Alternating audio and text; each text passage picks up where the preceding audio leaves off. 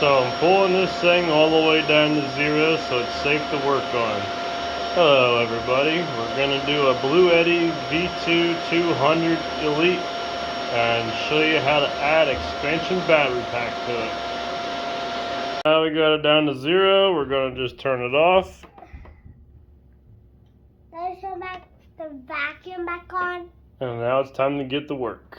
So I was just trying to do this XT90 connector and it just wasn't, just no matter what I did, even if I kept it away. Could have made loops, but the board interferes up here as well. So like, if you're looking at the board, everything above them data pins, they has that all that stuff up there.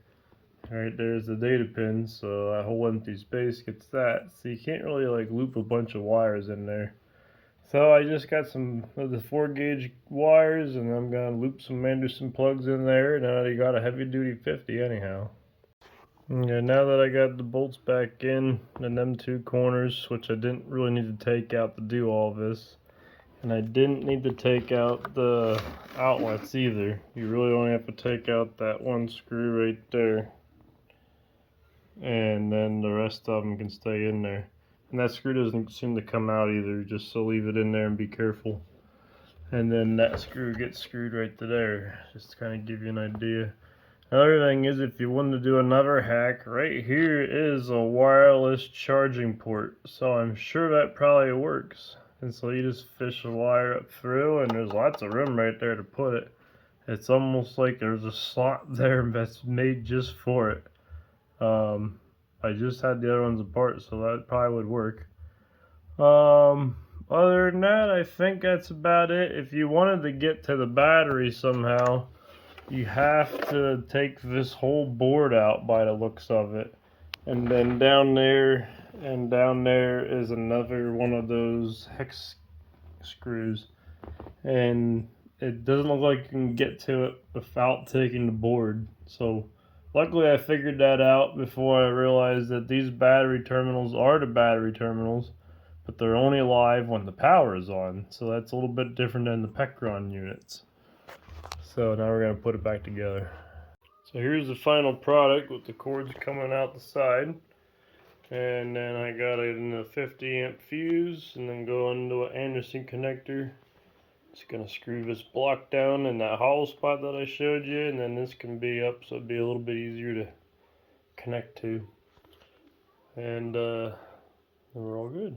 This is made for a 36 lithium volt battery. Now here's how you take it apart. I've saved that for the end. Okay everybody, so to start we're going to flip it on its side and we're going to put our flathead screwdriver in these tabs and just work our way around and pop the outside part of the back off. I'm pretty sure we might only have to get to the back. That would be the best.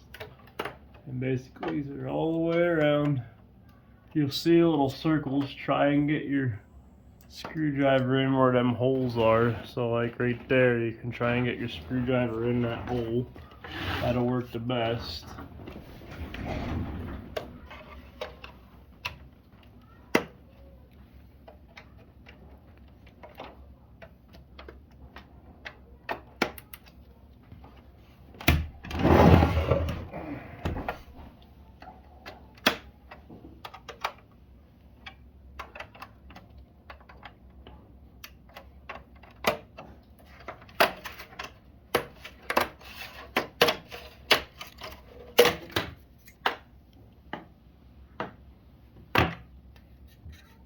It may not matter, but I'm going to write a T for top. That way I know where the direction goes. Okay. So then there is a bunch of screws in here, and we're going to take all of them out next.